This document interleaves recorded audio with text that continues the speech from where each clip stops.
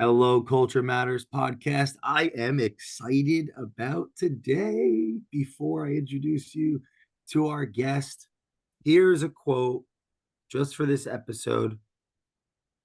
Good character is not formed in a week or a month.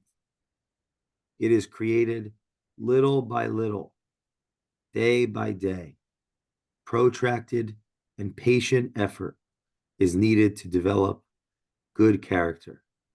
Heraclitus. Our guest today is a proponent and a facilitator and a steward, a shepherd of character creation, because something that quote was missing definitely is environment in love, a humbled heart.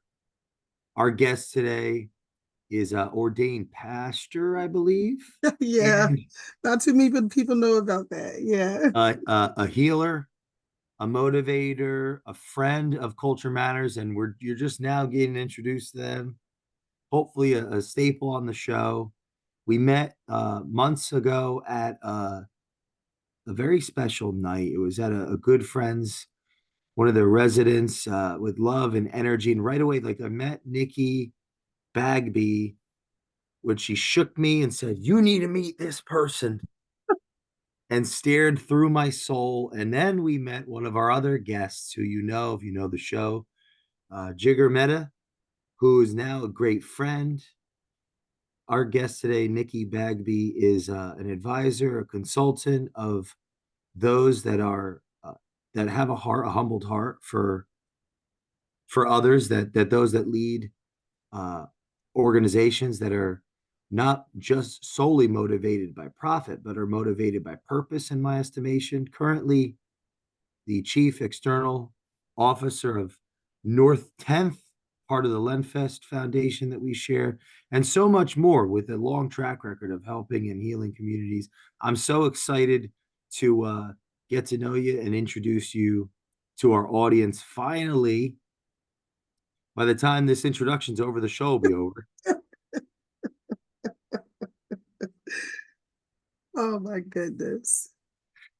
Thanks for coming on, Nikki. Thank you. I think I'm gonna have to send Jay a check in the mail. I really do, because he made me sound better than I feel like I actually am. So thank you for having me today. Thank you for the opportunity. I'd like to first like get down to like, let's say, some practical, right? If I'm going to Yes. go and impact a community, I have a Yes. heart for it. I have a humbled heart for that. Let's say I'm a listener. I want to give back, as they say. hmm How do I have to start thinking first? I always tell people first to understand the dynamics that you're about to be led into or before you come to a community.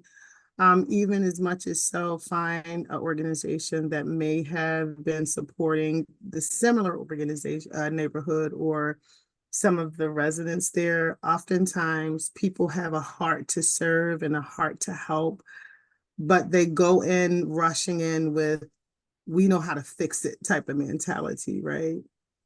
And so oftentimes it's not that people don't understand what they need, they just don't have the access to do it. And in this society, we know that there are a pot of very underserved, underexposed people that have been very disenfranchised and want the solutions, but there's so many societal ills and inequities that fight against that for decades. So what I would suggest doing is really talking to people who are leaders of community, maybe your committee people or people who are just had their foot on the ground helping, and then kind of introduce yourself in ways that you can pop up at a community event or just come out just to say hello and kind of get people to help introduce you in these organizations. So I know about, if we know anything about Philadelphia, which is, even though I did a lot of work across the state, we know Philadelphia is a state within the state. I call it that, right? We drive a lot of the everything, your Commonwealth, Philly drives that. And we are a community of a city of communities, right? You know, we'll Mm. tell you we're from South Philly, we're from Nicetown, we're from East Tioga. So understanding that you have a lot of people who are very prideful in that And sometimes it's either that they don't want the help, or they do want the help and don't want every from the outsiders to help, or they just want the right people who have their heart and their, their thoughts and matter of them first, like walking in your shoes, right? I always say that when we're thinking about strategy around helping very underserved communities, I always say, and I start off with this in our meetings often, and I say, we keep this empty seat as if this is the person we're going to serve, like they're at the top of the table. So I feel that if people go in with that mindset, understanding that person is part of all of the solutions, then I think it would be easier and it would be more accepting of the communities that they serve as they enter into them. When you said, like, we know, quote, right, we know how to fix it. Yes.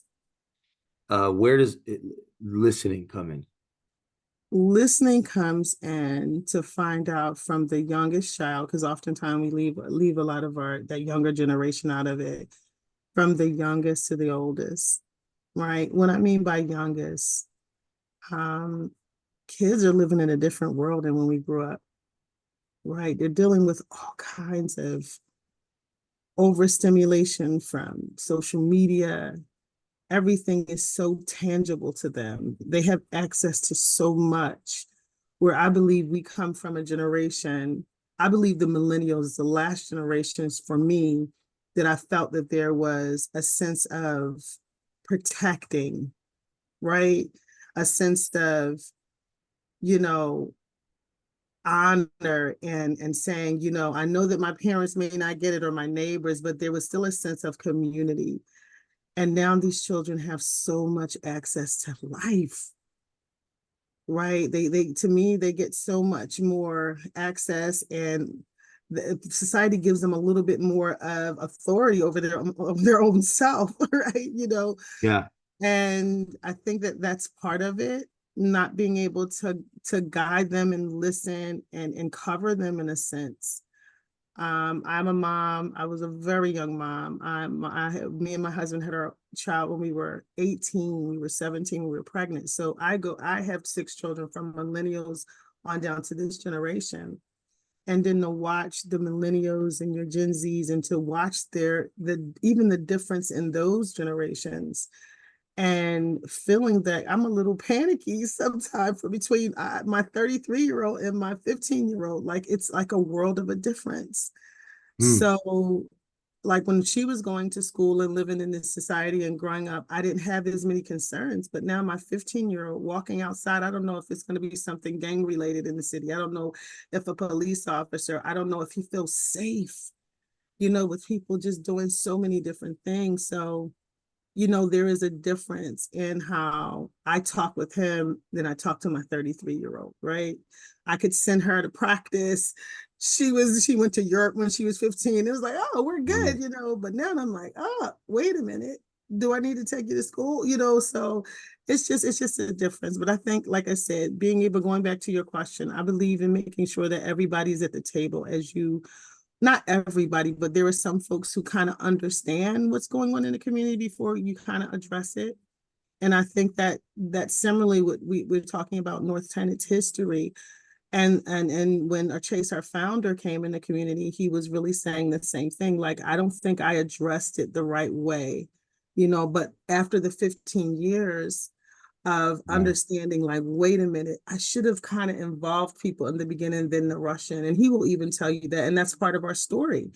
But as the story has unfolded, and as the organization learned, as our new director who came in learned, Josh Claris, they began to see, okay, this is about walking alongside of people and helping them to be at the table, to have this all in strategy, where this is a very resident focused, resident driven agenda, so that as we're helping people, we would want to know what's their needs and what are their goals, and what are their issues, and what do they need to see the betterment of their community. So now we are sitting in this amazing organization that has workforce development, that are cleaning up the communities, that have a amazing out of school time program, that have all these offers and offerings for the kids, from creativity to art to tutoring to homework support. And at the very beginning of the organization, Chase, founding this organization, it was not the same. But it comes with growing pains. But I think if we understand all the time that we can avoid that by coming in and involving those who we're trying to support. Wow. Giving a hands up, not a hands out. Yeah, that's brilliant. What Mhm. are some of the apprehensions of people when outsiders come in? Whether they have the best intentions or not. Yeah. How do okay, the reason I'm asking that is I'm thinking our Mhm. listeners might have a hub. Yeah. They may want to help people, Yeah. but Yeah. they may not know how to approach that. And maybe that Yes. could go against actually what their intentions are. Yeah, it could be So what are some of the counterproductive. things that people think? So my background, and I guess I didn't tell you my background. So I come from the corporate insurance world. I worked for the largest insurance company in the world, UnitedHealthcare, for about 13 years. And I was in charge of Medicaid, Medicare, and Medicare and CHIP, which is Children's Health Insurance Program. And it was my job as the marketing director to make sure we can find innovative ways to support better health outcomes for the very underserved population that utilize the benefits. And I would often help doctors and providers and all these folks find innovative ways just to help people be healthy, but give them the right access. Because we can have insurance and not know how to utilize it. We can have access to healthcare and don't know how to utilize it.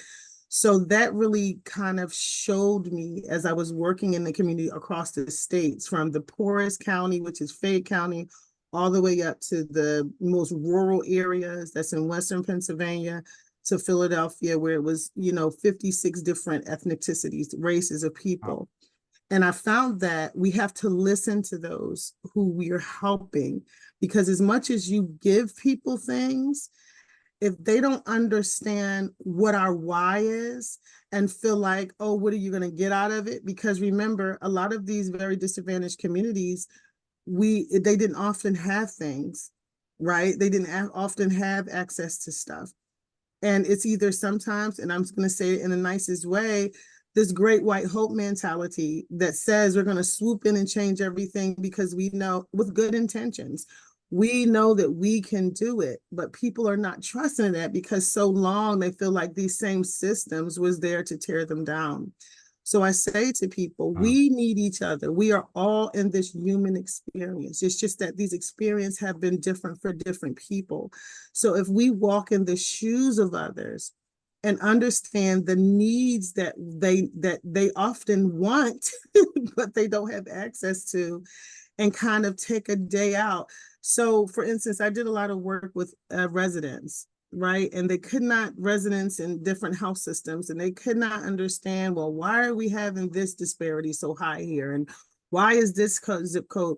Because the very residents didn't understand. They came from a total different world. And the questions was, why couldn't the people do this? And why? Because people just don't know.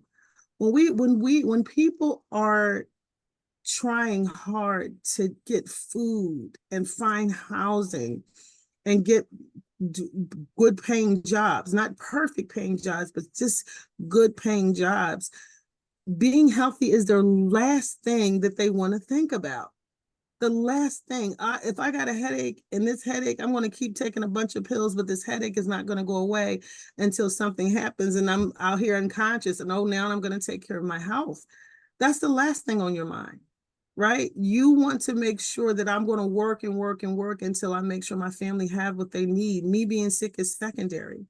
So a lot of times we had to find ways to show people, if you do this now, you don't have to worry about doing this now. But it came with using healthcare to help them get in housing. That's what we did in healthcare. We made sure they got into GED programs. We made sure that we supported workforce development programs. We made sure we had these big food giveaways. We made sure that there was access to simple things that families didn't have. And now they're saying, okay, I have access to this, so now I don't have to worry about this. So I just think, again, walking in the shoes of people and getting familiar about the needs that they have, right? We look at universities. Years ago, when my daughters wanted to go to college, they just wanted to find out where they wanted to go to school. And I got this Reader's Digest book, and I saw that the majority of the colleges that my daughter wanted to go to, there was only 1 to 3% of African Americans at these colleges, right? And it challenged her. She said, "Mom, I don't want to go to a HBCU." That was her choice. She said, "I just can't believe that people are either going to college and not surviving and dropping out because the experience not what they thought, or they just haven't even tried to go to college because they didn't think it was for them, because they didn't think nobody had spoke to them that you can go to school," right? So there's so many different ways, Jay, that we have to Could that understand make someone feel like people. they don't, they're not, Mhm. could that make somebody feel like they're not, they don't fit in? Yeah, or they're not worthy of it, or that it's not for them because they didn't think they were going to be able to do it. I remember I had a story, and then because I love stories, I'm a storyteller. I remember years ago, I had this young man whose father was incarcerated in DC.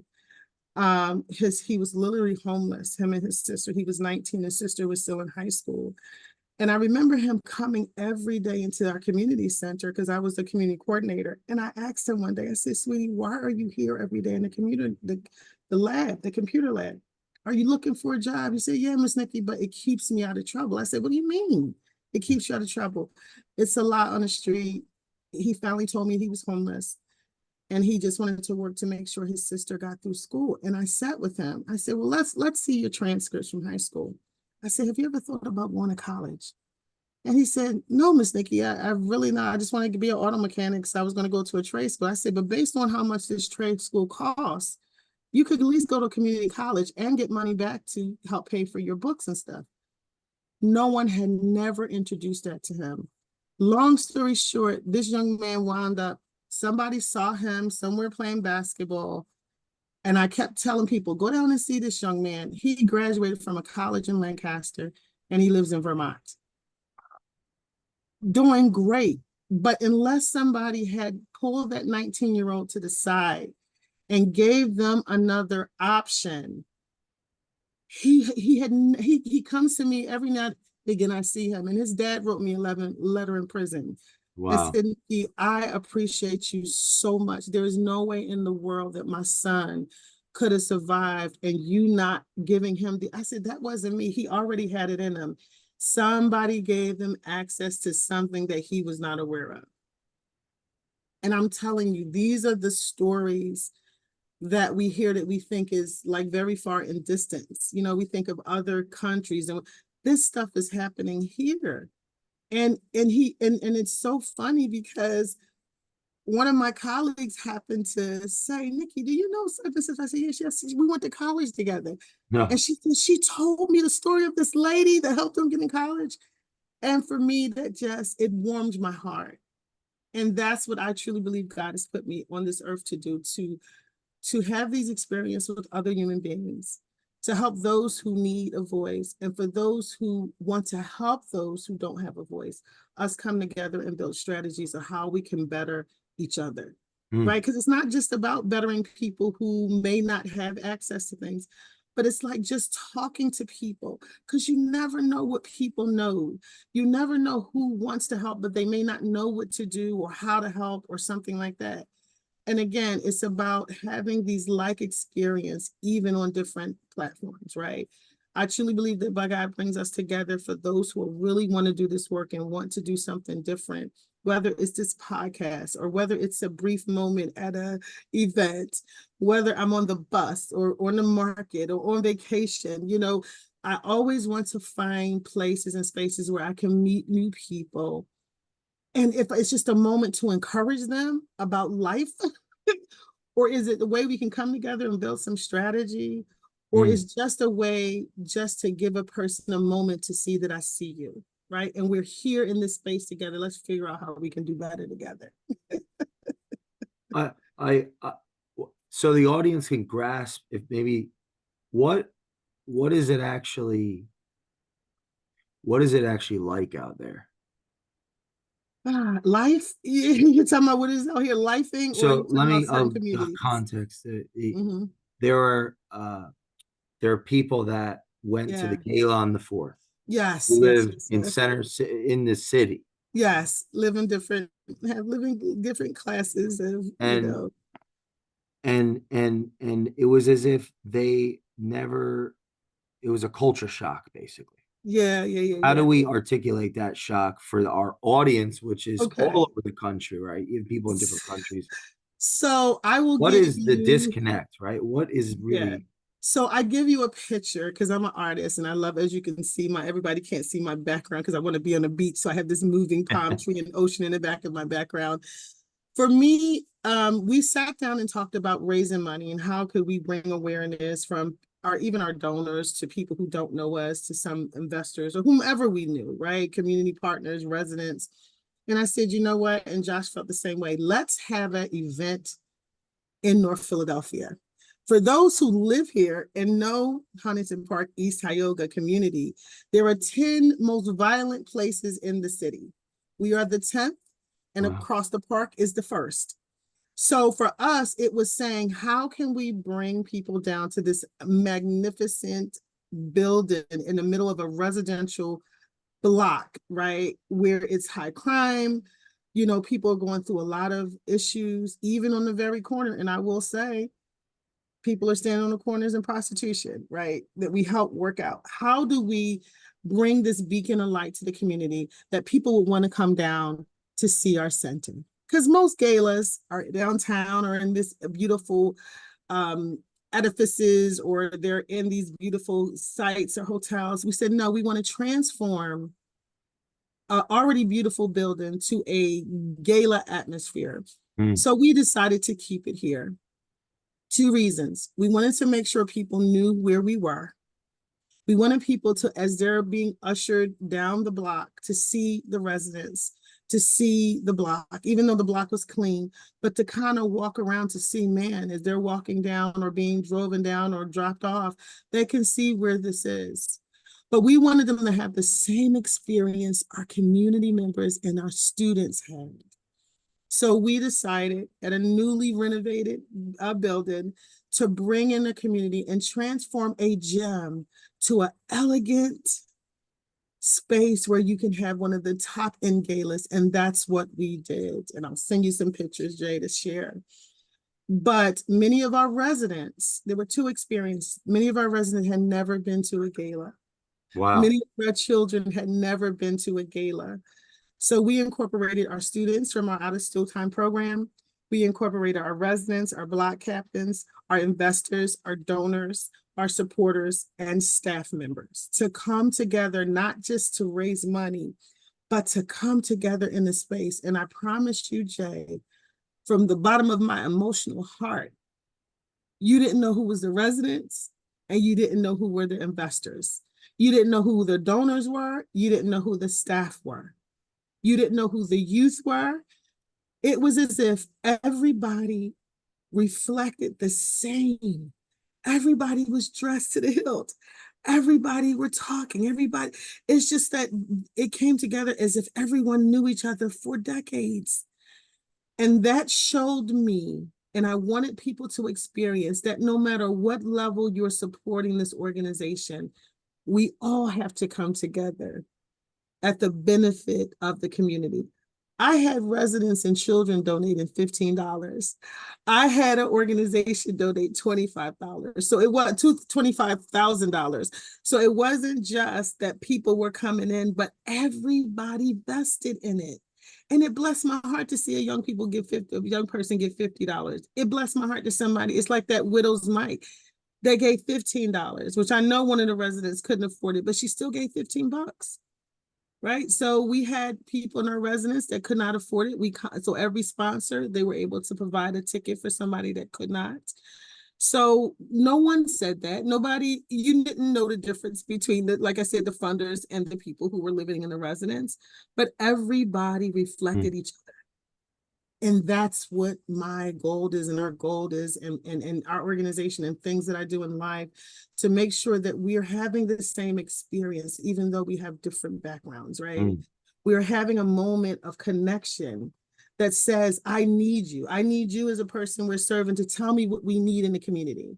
That person in the community is saying, I need you, whether it's money or volunteering or just supporting us with your expertise, right?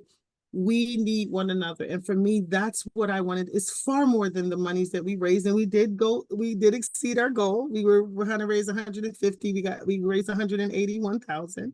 Wow. So, because people were vested. So it wasn't that we were looking to just have a fundraiser, but we wanted this first moment to be the best moment of this organization. And I think we did that.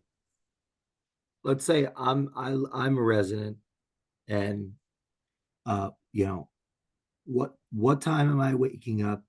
How am I getting to work? What's going through my mind in the morning? What are things that I have to be concerned about that maybe people Yes. that are Oh, listening goodness. to A this day in the life of a are resident. not? Yeah, you know what So when you're thinking about the oldest homes in the block, we had a young woman who was trying to get some support for, because we're not in the repair business, but we know a lot of people who are. We had a senior that lives right on our block where the community center is. And she said, my foundation of my home is falling apart. She said, I've been in this house for the second generation and I don't have the money. I'm retired. I don't have the money. I'm on Social Security to pay for the foundation that's happening. So dealing with old homes where a senior couldn't take care of them and had no family member to help them. Hmm. We're waking up dealing with literally gangs that are in the community, right? Literally young people getting guns, illegal guns in their hands, right? Literally talking about debris and potholes and trash that is just piling up because people are other companies, they're just illegally dumping tires or something like that right on a block, right? So we're talking about not even being able to get out your home and not always seeing this kind of debris. We're talking about trafficking, right? We're talking about just having parks that the cities have given money to make the grass is not brown but green, right? There's a lot of things that, and let alone not saying that the zip code that our community center sits in has the highest determinants for everything: illiteracy, jobs, I mean, when you're talking about the highest determinants for everything, right? So when you're fighting against social determinants, saying that all of these things are happening to you in your community, what can we do as an organization is find your top 3, 4, 5, bring that access to you, and to help combat it by saying, if we have a workforce development and you may have a record, that we're going to train you in HVAC training, we're going to give you retail training, we're going to give you CDL licensing, and we're going to find organizations that will hire you, right? That change the trajectory, that stops the recidivism, right? That in and out of prison. Why? Because now you have a job where most jobs didn't hire you if you have a record, right? We're Yeah, it talking about seems like somebody would just keep spiraling in a sense. I mean, yes. Mm-hmm. That's an offering. If you're worried about whether or not I'm undocumented and I may not be able to get the benefits, whether it's welfare benefits or simple housing stuff, and you're worrying about food, we have a community market. It's a choice market where you can come in twice a week and shop. We're not stuffing food at you. We're giving you the opportunity to get food so that if you do have a job that may be a low paying job, you don't have to worry about feeding your family. That's another thing that comes off your plate, that you're working with food insecurity, that you don't have food, right? So we're thinking about safe spaces. We still have one of the highest homicide rates amongst the 10 largest cities in the state and the country. And we bypassed, during COVID, we bypassed Chicago, right? Not saying Chicago is bad, but we know the violence, right? wow. These kids just want to find a space that they can come eat, because we feed them snacks and dinner, where they can just come in and feel safe. It is literally unsafe for them to walk from school to the center. So when these kids rush in, it's like we got to put them out in the evening because they're like, Miss Nikki, we're not going anywhere. You got to go home, right? But their own testimony, they will say, as one of our children did who spoke during the gala, this is home for me. I have been here. I'm a teenager. I'm 15 years old. I've been here since I was 6, and this is home for me. this place changed my life. It gave me a reason to keep, and she's doing great in school. She wants to be a digital engineer. So Wow. when I tell you there's so many opportunities that Northton has given, and with that same model, not saying this the be all know all of the city, but the voice was, the ear was on the residents. What is it? We want a clean community. So now we have definitely cleaned up and moved out over 1 million square feet of debris.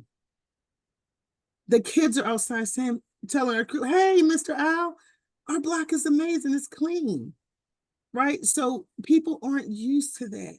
They're not used to not having these places they can look up and they can just simply go outside and there is no debris on the ground, right? I mean, just little simple things that we may think is something that doesn't make a difference, but we know when you clean out a lot, the crime goes down. When you light up a block with a simple light, the crime goes down. We have housing now that we have a 41 unit, 4-story community set apartment, beautiful apartments, 2 bathrooms, 3 bedrooms. Our residents had never had their own place. Wow. And the kids see me now and they're like, Miss Nikki, we got somewhere to live. That's clean, that's nice. I mean, so when we talk about giving people access to things that normally would society look at like, oh, this is something that I deserve or I'm working for. Everybody doesn't have access to it. And some people will say, well, they needed to work hard. No, I don't believe that all the time. They're poor. People are poor across the country. There are people who are wealthy. It has nothing to do with that. It's just that there are some people that do not have access to things that other people do. Right. So, on average, $22,000 a year in the city, on average in poor neighborhoods, we are like 17, 18,000. Whoa. I mean, we have our community where we serve is 20 degrees hotter than other, because there's heat islands in there, which causes sickness and illness as well. When you talk about people live 20 years less than people across the city. So when we talk about why is that, it's because of all these things that are fighting against their everyday life. And we want to teach people how to be healthy, right? We want to teach people. So we're building a health center, right? Who does that? We're Yeah. building a health center because why? People wanted to live a healthier life, right? So these are all of these things that the community asks for. And now this is something that we have to, it is our job because we ask, it is our job to make sure they have the things that they desire that sometimes we take advantage of. Everybody, people who make money and that you're working class and people who are rich or whomever, they expect to have health care. We expect to drive in our cars. We expect to go on vacation. We expect to have access to healthy foods, and we expect to go anywhere we want to shop. When I tell you the community that we serve, they didn't have a market in 2 miles. They didn't have a health center in 2 miles. People had to either walk or be taken to these places. And it has been left destitute for many, many years. So Northtown is Wow. doing great. For me personally, as a person who believes in being a servant, I want to make sure with any platform that I'm at, whether it's in church, whether I was one of the 7 women to put on the Women's March, whether we're trying to be the voice of our generation, it is my job to serve, empower, and to make sure that I'm doing the best that I can to make another person's life more manageable, to empower them, and to help build access for them. Because I was that person, right? I was that person that lived a very poor life, that came from a generation of poverty, that didn't have access to a lot of things. But for some reason or another, I know it's God, but for some reason or me and my husband just had the mindset that we were going to do something different. So we build access for our kids to go to college. We gave them space to have no excuse. No, you're going to be in this program. You're going to come in the house. We're not going to do that. You're going to work hard, because anything in life you want in life, you got to work hard. And that's another mindset that we have to teach people. We don't want to give you things. We want to help give you access so that you can be sustainable. Sustainability is my word. Everybody is not going to get it. But it is my job to build access for you if I have that capability. And once I do, it is up to you to do something with it. Right? I can hold you, I can hold hands for a season. We can work together. But ultimately, the goal of anything that I do, including working for North 10, is to give people access so that they can build and empower themselves and their families. Right? Because it's not about a handout. Again, it's about a handout. We give you something and build access to you and walk alongside of you of the things that you said you wanted and what you needed, because I can't tell you what you need. I know what I need. But if I have access to it, I want to share it with you so that you yourself can be sustainable, right? No excuses. If this is what we got to work hard, and we know that there's a lot of things fighting against us, but you got to fight harder. You got to fight smarter. You got to do the same thing over and over again until you do it well. I always say that, my life, I had a very humble life. Somebody gave me an opportunity. I came through a workforce development program. I was a very young mom, but we brought our house. We earned it, right? My husband went to school, working all night and going to college. Wow. 2 shifts and going straight to college and coming home, getting rest and go out and starting it all over again. He had a GED and graduated top of his college class. So when I tell you, it works when you have access to things that you have not had access to. But it works when you make up in your mind that you're good enough and you have value and you're smart enough to do it for yourselves. Oftentimes we talk to parents. I talk to parents all the time. Like, I know it's hard living in hard communities where there's a lot of things fighting against you, but you can't live your life through your children. Your children see you first. It is your responsibility to show them that it works. So if you're making $7 an hour, you should move up to $10 an hour, right? If you didn't finish a certification, why not you don't have to go to college. You can take a certification class, right? If you know that you need help and you need to move from an apartment to a house because your families have outgrown it, find a program. I'm very humble. I tell people years ago, I got my house through Habitat for Humanities, but I had to work sweat equity hours. My husband will tell you, I can put down the floor down and put some sheetrock up. Wow. Right? Because part of Habitat is families have to also learn these skill sets and they have to put in sweat equity hours. And I love that concept because when I moved into this beautiful house, I knew I was going to take care of it. And there was a crack in the wall, something's going on. I was going to help fix it. Right? It's again talking about sustainability, offering people things that they may not have access to, but it's also we have to help them along the way. But there has to be time we have to hand it over to them. Now, if you're coming up with the same outcomes, then you need to start over. You need to look at yourself. Right? So, I mean, everybody doesn't believe in that, but I sure do. That's the only way you can break down these generational things that go on in society. How important is the faith, the church, the institution in the community? So for me, now you say you're on my faith side. So for me, I believe that God has called me to do this work. And I think that the faith community institutional overall, people are really trusting of whatever their faith is. I am a Christian. I believe in the Lord and Savior Jesus Christ is my Lord and Savior. So for me, that is my walk. And a lot of times as faith institutes, no matter what faith institutes there are, I think the community really, really count on their faith leaders and their churches and their mosques and these or institutions to help them through. I think that there is a point of a certain trust, and there are a lot of organizations that will help people. In my heart, I wish that people would come more together to come on one accord, to make sure that the things that are going on in this world, that we can come together to help change the ills. There's so much division and these little silos to say, well, we're doing it right here, we're doing it right here, and we're doing it right here. Your belief system is your belief system. I'm not here to convince anybody to do anything. I believe God is the only God that could do that. But for me, I believe that if we were more open to coming together, to come out of these edifices, to come out and really be on the streets. And a lot of them are. I'm not saying everybody's not, but I think across the board, if we were able to walk in the shoes of others, death is death, war is war, poverty is poverty, hate is hate, racial issues are racial issues. But if we come together and band together, we would be able to shut down a lot of things that happen, across this world.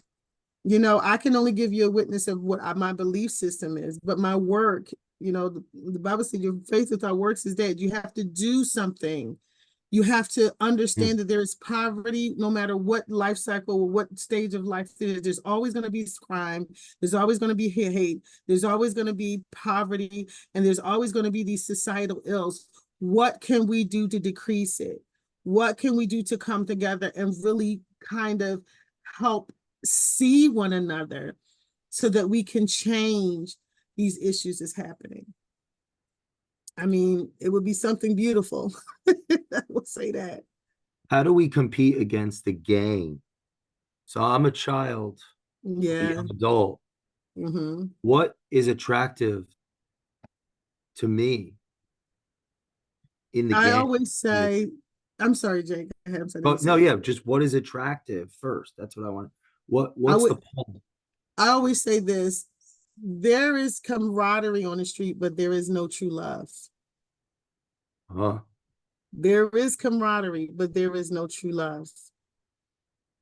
I used to stand out on the corners and they used to get so mad when I was younger. And still, people looked up to me when my kids were younger, especially my older kids. And I said, okay.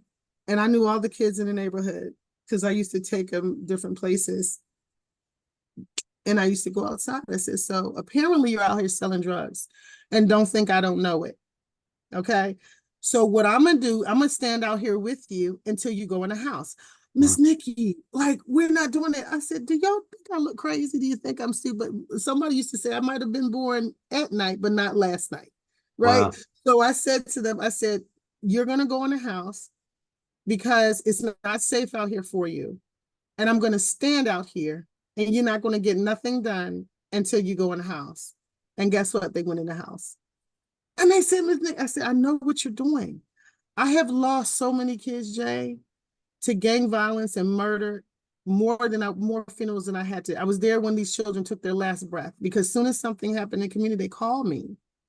Right. So I had to go to too many funerals.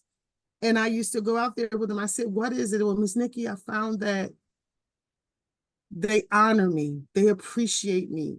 People see me. I get money that is going to help with my other siblings, that's going to help pay bills. So I used to say, I'm going to take your same skill set. So you're out here.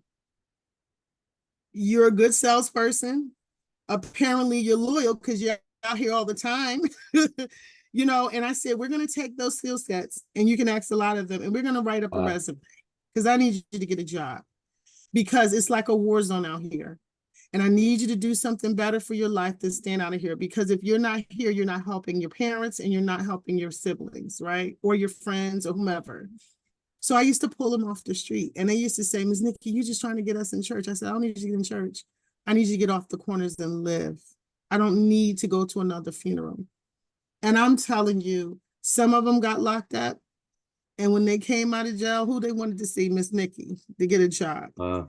Some of them were shot at and they survived. And they said, Miss Nikki, I'm going to get off the street now. Again, there is camaraderie, but there is no loyalty and no love.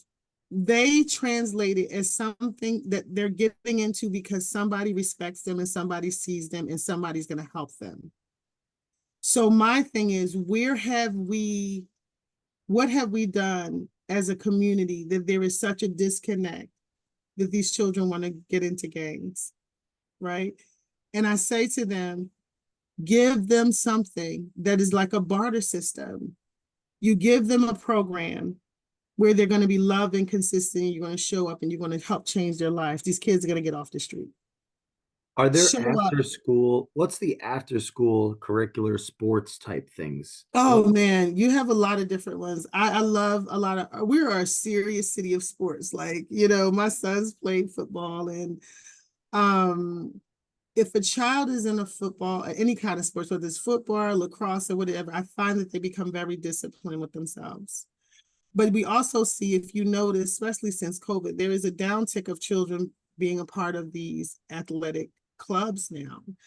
And I think if there was more, because people know the football, the basketball, but I don't think children, they don't, just like they do when they're in college and they seek these children out. I don't think there is, to me, you can act, that's just me. I don't think there is a big enough, there is not more access to these availabilities of the teams across the city.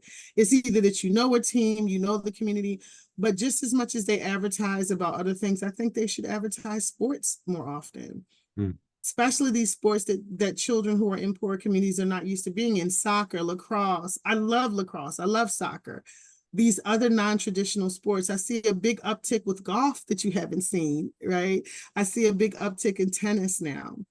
But having an opportunity to know that this is accessible to them, because some of the schools don't have sports teams.